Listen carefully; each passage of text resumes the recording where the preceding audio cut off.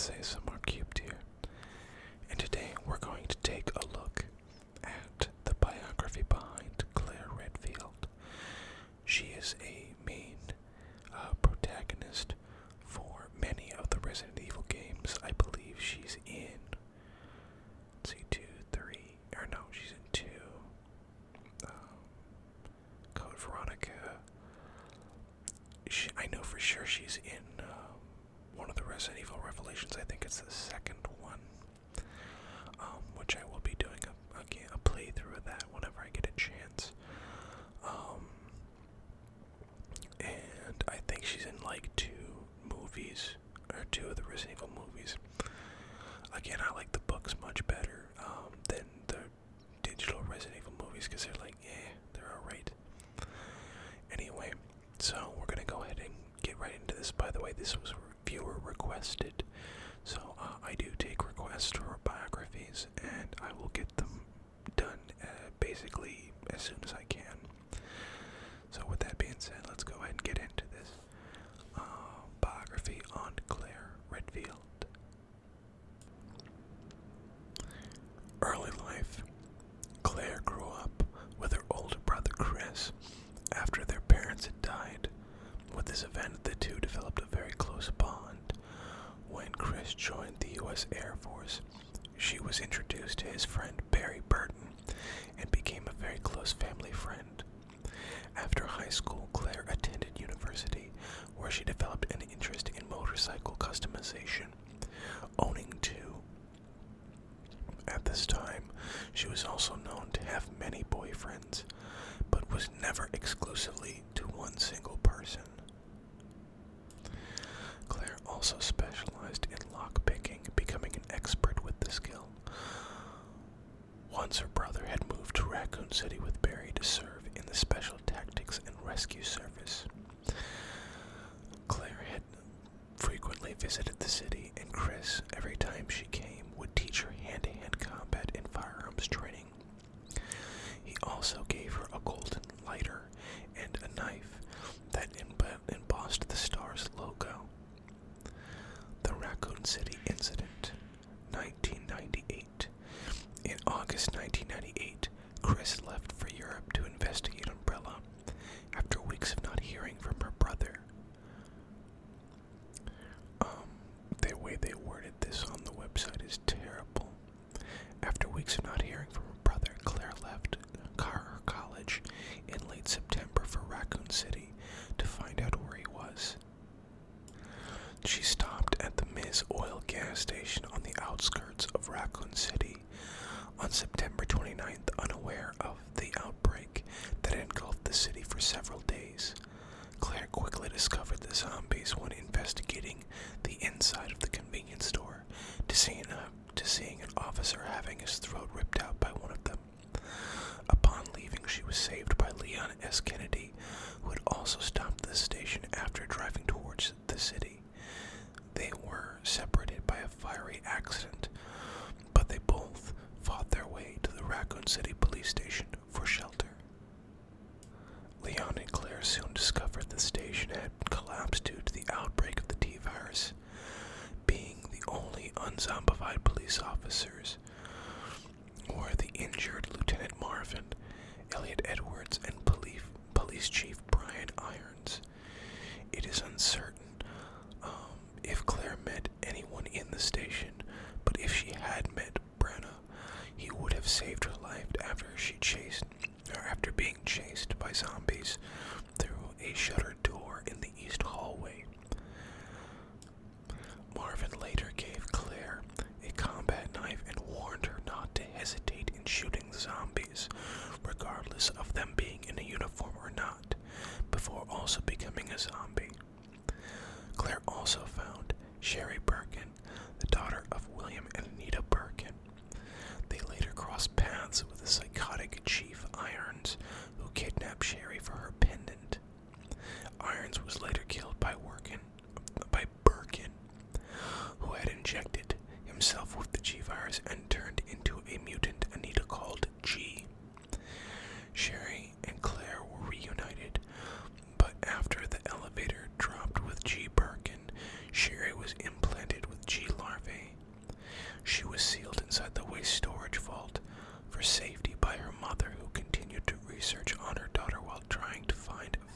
vaccine. Children of G-virus carriers are more likely to accept the G-virus embryo, and Sherry would have faced death if she was not cured. Claire reunited with Sherry and carried her to the underground laboratory for treatment upon her mother's insistence. Fighting mutants throughout the lab, Claire obtained a vaccine to stop Sherry from mutating into a G. When the facility's self-destruct system was activated, Claire and Sherry escaped on the train with Leon. G survived the final battle with Claire and attacked the train during the ride. Leon and Claire teamed up to defeat G, and the train car it attacked was disconnected and sent hurling back into the imploding lab.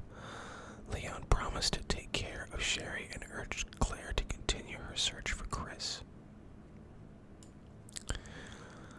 The Rockford Island Incident, 1998. Following on from her experiences in Raccoon City, Claire went out in search for her brother, believing him to be at Umbrella's European Paris laboratory. She infiltrated it in December and was captured by the facility's security forces and then taken to Rockford Island by Rodrigo Juan Revel. Claire's arrival coincided with a sabotage operation conducted by the HCF, a paramilitary group operating under the command of Albert Wesker. The saboteurs succeeded in releasing the T-virus and BOWs across the island. And Umbrella's local paramilitary forces were wiped out. Feeling sorry for her, Raval released Claire from her cell, though believed she would eventually die anyway. On the surface, she met Steve Burnside, a 17-year-old who was interned following his father's betrayal of Umbrella on the black market. The two searched for an airport to escape the island, but were repeatedly hampered by Alfred Ashford's seventh, Earl Ashford. That is a very strange way to word that, and I don't know who wrote this, but good lord, they need to get some grammar correction on this site. Anyway, back to the story. Alfred Ashford, the island's commander who believed Redfield to be linked to the saboteurs. Before they found a plane, Claire was able to get in contact with Leon via computer. Leon, who had gained employment with the United States government's covert anti-umbrella pursuit and investigation team, got in contact with Chris and sent her location to him. After escaping Rockford Island, Claire and Steve discovered Umbrella's Antarctic base had fallen to the T-virus outbreak, brought there by retreating Rockford Island personnel. During their search of the facility, they found it was located several miles from an Australian polar observation base, and plans were made to take control of a truck and drive there. The two ran into Alfred, who had followed them, but in their fight with him, he was shot and fell off of a ledge, where he was able to awaken his sister Alexia, who had mutated from the T. Veronica virus. After the encounter, the Ashford's father, Alexander, Claire, and Steve found a truck and drove off. They were soon set after by a plant-like tentacle, which knocked the truck over, and the two were dragged to the base by Alexia's prisoners. Claire awoke to find Chris, who had tracked her to the Antarctic base from Rockford Island. Faced with the new threat of Alexia and the arrival of Albert Wesker, Claire hurried to find Steve, who had been taken for T. Veronica research. Steve had mutated into a large creature after she found him, but his refusal to kill her led to his death at the hands of Alexia's pods. When her brother activated the facility's self-destruct, she was taken captive by Wesker as a hostage. After his men had confiscated Steve's corpse for their own testing, her freedom was bought when her brother led him into a fight, giving her time to prepare for a Harrier jet takeoff. Chris arrived mere seconds ahead of the explosion, but they were able to escape unharmed. Following the incident, Claire began visiting Sherry during her house arrest while in U.S. government custody with unrestricted visitation rights, permitted by her legal guardian, Derek C. Simmons, even though Birkin's existence was top secret. However, Redfield distrusted Simmons, believing him to be scheming for nefarious purposes, which he made her send a letter to Sherry to warn her about him. Yet she had not received it. In general, Redfield had significant influence on Birkin's personality, as she inherited tolerances and maternal nature with a strong heart and beliefs. Again, this writing is just absolutely terrible, but you know what? We're just gonna roll on with the story. In the years following the incident at the Antarctic base, Claire became associated with TerraSave, an NGO organization which offered aid to victims of bioterrorism, which became a global threat following the collapse of Umbrella in 2005. TerraSave set its eyes on Will Pharma, an American pharmaceutical company that reached headlines following its connection to the T-virus outbreak in India. The incident was in fact a bioterrorist attack which Will Pharma provided a T vaccine to combat. The terror attack was covered up, but footage of Will Pharma's treatment was leaked, giving inaccurate perceptions. They were performing inhuman testing. Redfield traveled to Hartville, the company's hometown, as part of an organized protest aimed at Senator Ron Davis, a Hartville native who was known to invest heavily in the company. Redfield and another protester were arrested by airport security, which coincided with a coordinated terrorist attack, infecting people within the airport, as well as an inbound plane, resulting in the spread of the T-virus, leading to the airport being placed under lockdown by the 75th Ranger Regiment. And a plane crash destroyed so much of the airport terminal. Redfield and other survivors, including Senator Davis, Rena Colling, and a young child in the care of TerraSafe, took shelter within a VIP lounge and made phone calls to the outside world. Later that night, Kennedy and two members of the SRT entered the airport via the roof in a mission to rescue the group ahead of the Ranger assault on the terminal. Redfield provided the name of a suspect behind the attack, Dr. Curtis Miller, whom she had briefly seen during the initial outbreak of the zombie attack. Dr. Miller had previously worked for Will Pharma and TerraSafe, but had been ousted from both groups. After being let outside, Redfield met Dr. Friedrich Downing, a senior researcher with Will Pharma, who had revealed the cover-up in India.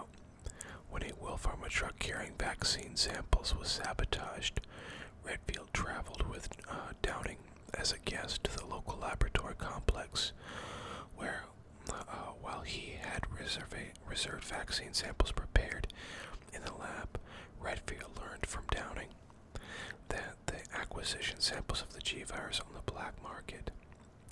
From a phone call between Downing and Senator Davis, and came to the conclusion that Senator Davis was somehow involved in the terrorist attacks. Downing left her alone to check out a disturbance, which was revealed to be Dr. Miller attacking the complex. Downing telephoned her to warn her of the attack, but was cut off after infecting himself with the G-virus. Dr. Military fought a Ranger squad sent in to capture him. The ensuing fight with them and Kennedy destroyed much of the complex, but Redfield escaped with a minor injury. In the minutes immediately following the fight, Redfield discovered all the footage had been recorded and streamed to a third party. Piecing together distortions with Downing's phone call, Redfield and Kennedy realized Downing orchestrated the attacks and had faked his death in Miller's attack to escape with the G virus and the T vaccine samples for the black market with for a black market deal with a foreign general. Kennedy's agency had already arrested. Downing himself was revealed to have been an umbrella researcher who had stolen the G virus from the underground laboratory and changed his name and gained employment within Will Pharma to prosper from bioterrorism. Downing masterminded the attacks in India, so proof of the vaccine's effectiveness could be determined, and radicalized Dr. Miller to continue the work in the United States to hide his own involvement. Thanks to the work of Redfield and Kennedy, the G virus was denied to the Bajarin military, I think that is. I don't know how to say that. In 2009, Chris killed Albert Wesker, and the conglomerate Tricell collapsed due to its illegal involvement in BOW operations. Due to this, Sherry Birkin's protection was no longer necessary, and she became a U.S. government agent in exchange for her freedom despite Claire's protest. Both women always spent time together when their busy schedules permitted it. Subsequently, in 2010, one of the Terrace reunions, Claire invited and introduced Leon to Chris, leading both to create a friendship that would help break barriers between the BSAA and the United States government. Now, it does go on a bit more, but frankly, the other stories aren't canon. And it's just the the overview of Resident Evil Revelations 2, which, again, technically is not canon, but it's fine. So anyway, I'm going to go ahead and leave this video here. The next one I plan on doing is Leon S. Kennedy, so please stay tuned for that. And as always, thank you all for watching, thank you all for listening, and I'll see you next time.